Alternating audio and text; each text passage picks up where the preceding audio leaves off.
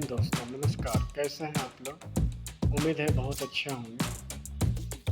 और आज मैं आपसे बात करने वाला हूं बिहार उद्यमी योजना, जो सरकार की तरफ से लागू है बिहार में।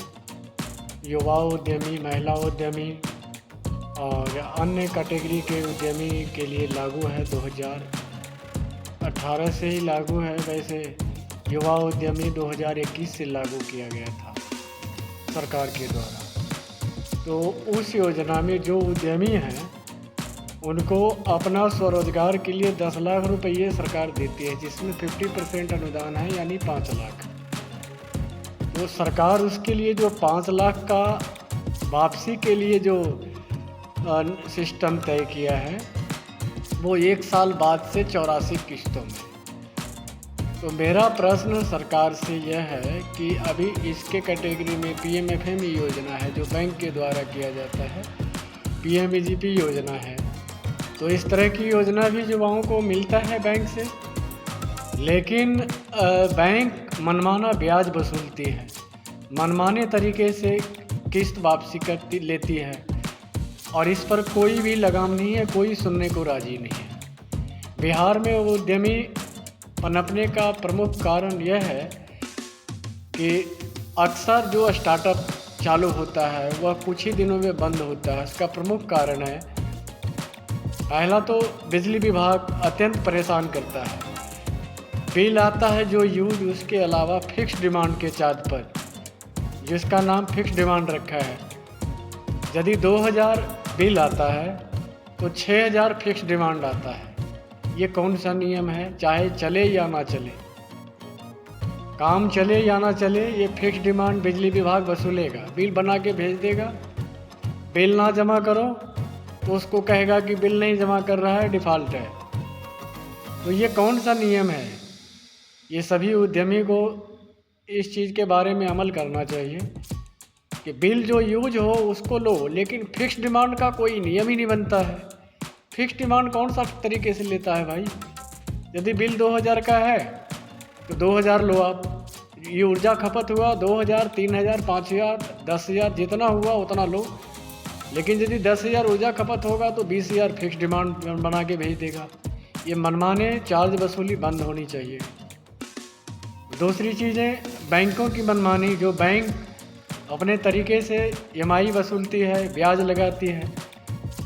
अब बिहार सरकार उद्यमी योजना चला रहा है। उद्यमी योजना में 84 किस्तों में रिटर्न लिया जाता है। वो 5 लाख जो सब्सिडी के अलावा सरकार द्वारा वापसी ली जाएगी 84 किस्तों में। तो बैंक यदि वापसी लेती है तो किस्त और अपनी जो इंटरेस्ट है उसका ध्यान रख के सरकार को इस योजना को चलाना चाहिए।